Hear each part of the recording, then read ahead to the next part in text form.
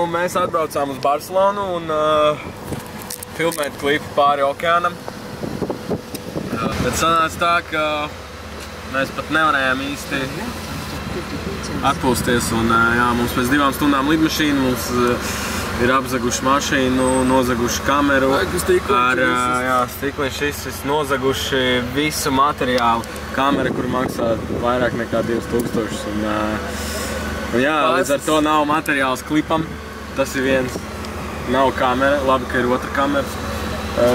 Un pases ir nozagtas. Un mēs tagad braucam uz lidostu, lai uzzinātu, ko mums darīt. Un visdrīzāk, ka mēs tiksim uz to lidmašīnu. Bet, tik un tā skāde jau ir diezgan liela.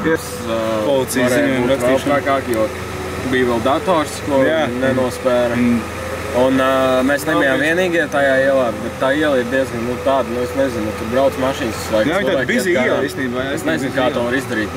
Var redzēt, ka to darīja profesionāli. Jā, tu kā bija vēl viena mašīna apzagt. Vienīgais, mēs skatījāmies arī apkārt visur, nekur nebija nomestas nekas, jo, pasas un kaut ko tādu. Your car is still here. As you see, Paseo García Faria, Barcelona. Kas tagad jādara? What? It is crash to your car. Tas ir, kur notika avārija. Alright.